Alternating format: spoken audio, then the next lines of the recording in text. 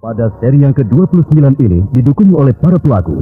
Kuku sebagai saudagar kaya, Jumali Jendra sebagai Pangeran Panji, Koni sebagai Melan, Heni sebagai Dewi Anggraini, Wenda Lubis sebagai Raja Jenggala, Novia Mandagi sebagai Permaisuri, dan Nusri Nurdin pengantar cerita. Selamat menikmati. Perlahan namun pasti, kapal dagang milik Bapak Wong melaju dan terus melaju menuju tepian dermaga. Kota Raja Kahuripan sebagai ibu kota kerajaan Jenggala telah dimasuki. Kapal pun kian merapat ke dermaga. Kesibukan luar biasa telah tampak di pelabuhan itu.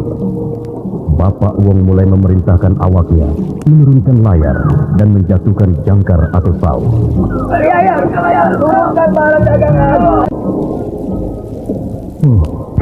Jenggala, rasanya kita memang harus berpisah. Kita tidak berjodoh rupanya. Aku harus jadi orang kapal. Ya, kapal dagang yang sekarang ini sedang aku naiki. Aku orang kapal Jenggala. Aku bukan orang istana lagi. Istanaku sekarang adalah kapal ini. Bang, Kakang Panji, ayo kita turun.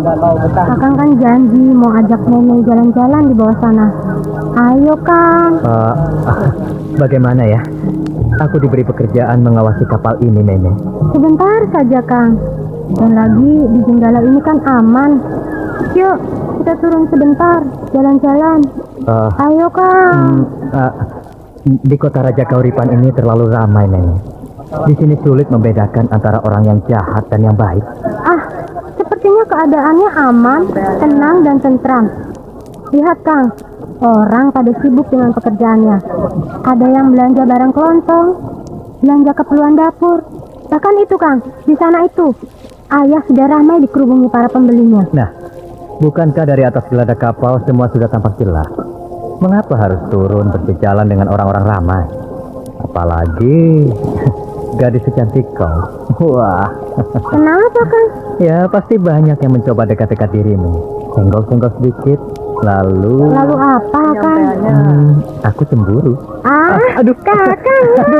Aduh, jangan dicubit-cubit. Aduh, ampun. Makanya jangan mulai dulu. Tapi kau memang cantik kok.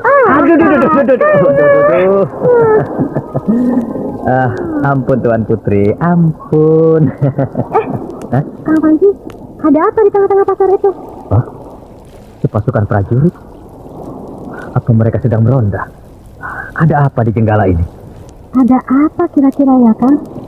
Apakah Jenggala kemasukan durjana pendusta nyawa? Atau barangkali ada pidana pati yang melarikan diri dari rumah penjara? Untung kita tidak jadi turun Kang. Iya, nah tenang-tenanglah di sini Nenek. Sepasukan prajurit istana itu tidak akan mungkin menaiki kapal kita. Tapi lihatlah, di sana para prajurit memeriksa setiap kereta berkuda yang lalu lalang. Nah, itu Kang, bahkan ada yang naik dan memeriksa kapal yang bersandar di sana itu. Lihat Kang, itu. Ada apa ya? Aneh. Tiap kereta berpenumpang diperiksa. Tiap kapal yang bersandar pun dinaiki lalu digeledah.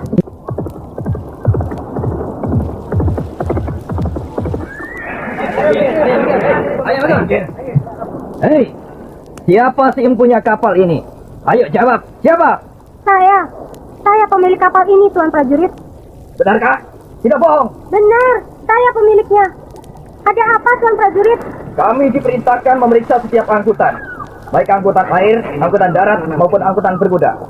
Kapal kami tidak membawa ataupun menyimpan barang-barang terlarang. Mengapa mesti diperiksa? Ini perintah, tidak dapat diganggu-gugat. Prajurit, naiki kapal dan periksa. Yuk. Ayo, Nenek. Ini kamu. Ini. Tunggu. Hentikan. Jangan sembarangan bertindak. Hei, kau tidak berhak menghentikan kami. Kapal ini berdagang dan bersandar di wilayah kami. Teruskan pemeriksaan. Cari terus. Teliti semua ruang dan tempat. Hei, kalian boleh memeriksa, tetapi tidak boleh merusak. Hei, tidak bisakah kau sedikit diam? Justru Tuan Prajurit sendiri. Tidak bisakah Tuan bersikap sedikit santun?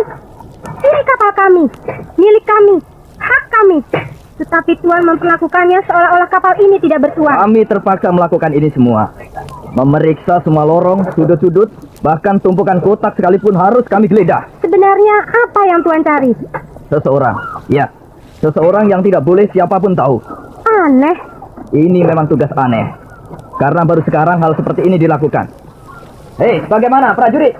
Apakah ada tanda-tanda seseorang sembunyi di kapal ini? Tidak ada, Tuan. Tidak ada. Kami tidak mendapatkan jejak apapun, Tuan.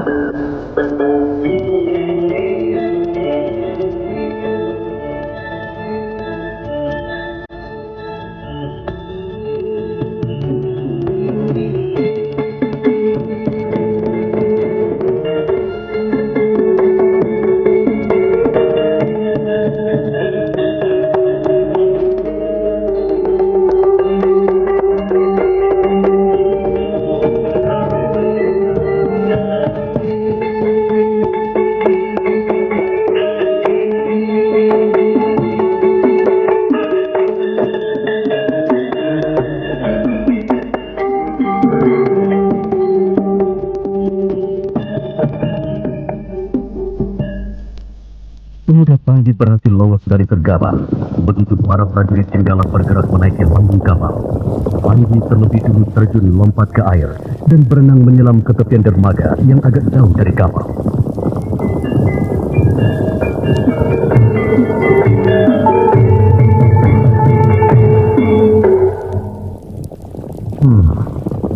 Rupanya malam telah tiba, tapi aku belum berani terang-terangan menampakkan diri. Ada apa sebenarnya di Jenggala? Apa yang telah terjadi? Apakah kota raja kemasukan telik sandi musuh? Aku sempat lihat tadi, ada orang berjalan tiba-tiba disergap para prajurit dan dibawa entah kemana. Dan lucunya, orang yang ditangkap itu mirip denganku. Mirip denganku. Ditangkap. Jangan-jangan mereka memang sedang mencari-cari aku. Tapi apa salah? Membuat keonaran, kerusuhan, mengganggu ketertiban. Iya. Rama Prabu mungkin mencariku sehubungan dengan perjodohan darah biru antara aku dengan Putri Sekartaji. Kalau tidak cinta, kenapa harus dipaksa-paksa? Pasukan prajurit berkuda menuju kemari. Apakah mereka melihat kehadiranku di balik pohon ini? Aku harus sembunyi.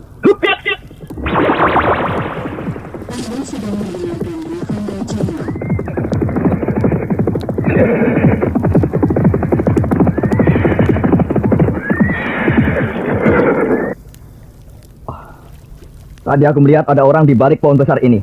Iya, jelas sekali dia seorang pemuda. Ayo prajurit, cari di sekitar sini. Ayo cari lekas. Ayo, cari.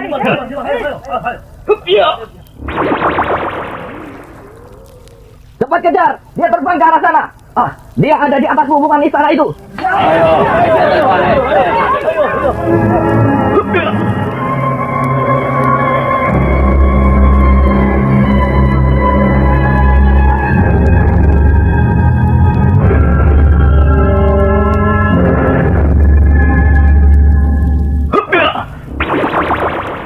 Pemuda Panji kini berada di lingkup areal istana. Ia melompat dari wewungan satu ke wewungan bangunan istana yang lain. Begitu seterusnya. Para penjaga di bawah tidak ada yang mengetahui bahwa di atas mereka ada sebuah bayangan hitam melompat-lompat, terbang dari bangunan yang satu ke bangunan yang lain. Hingga akhirnya...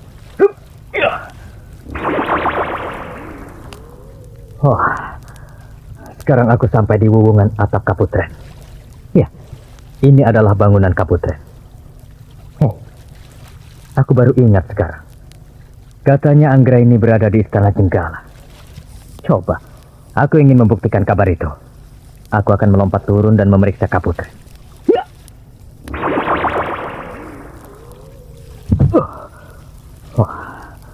Tampaknya Kaputren tidak dikawal secara ketat. Aku bisa bebas keluar masuk tanpa seorang prajurit pun tahu.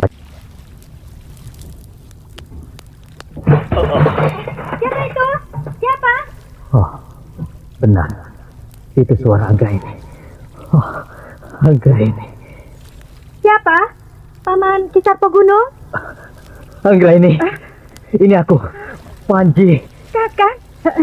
Pangeran Panji? Anggraini. Betapa aku sangat rindu padamu. Pangeran? Pangeran. Anggraini. Pangeran. Pangeran. Anggraini. Mengapa pergi begitu lama sekali? Anggraini.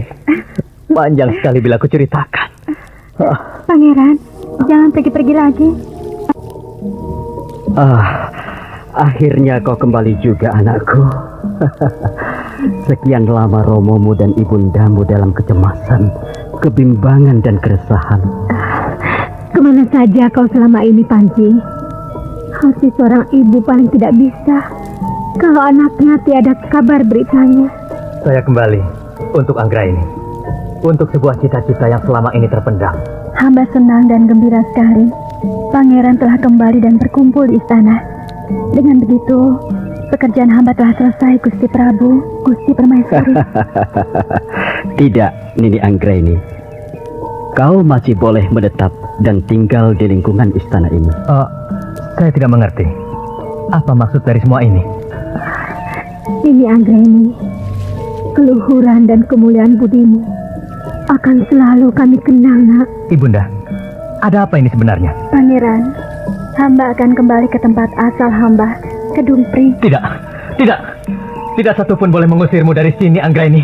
Tidak siapapun. Tempatmu di sini, Anggraini. Panji, ingat, kau adalah putra seorang raja. Dengarkanlah ucapan Romomu, Panji. Tidak. Aku tidak akan kawin dengan siapapun. Tidak juga dengan Putri Skartaji, kecuali dengan Dewi Anggraini.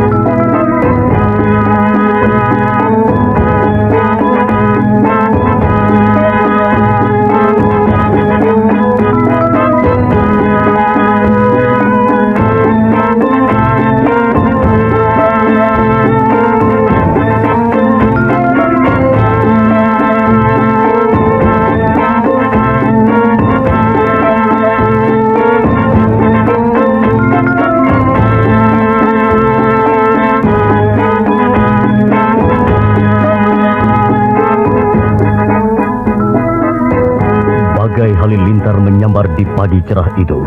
Raja Jenggala dan Permaisuri tersentak terpaku. Pemuda Panji telah benar-benar menjatuhkan pilihannya. Nah, saudara pendengar, bagaimanakah reaksi kemudian dari Raja maupun Permaisuri Jenggala itu? Silakan mengikuti pada seri berikutnya. Sampai jumpa. Anda telah mendengarkan serial drama radio Dewi Anggraini, Dewi Sekartaji. Persembahan dari Citra Beauty Lotion dan radio kesayangan Anda ini. Sampai jumpa pada seri berikutnya.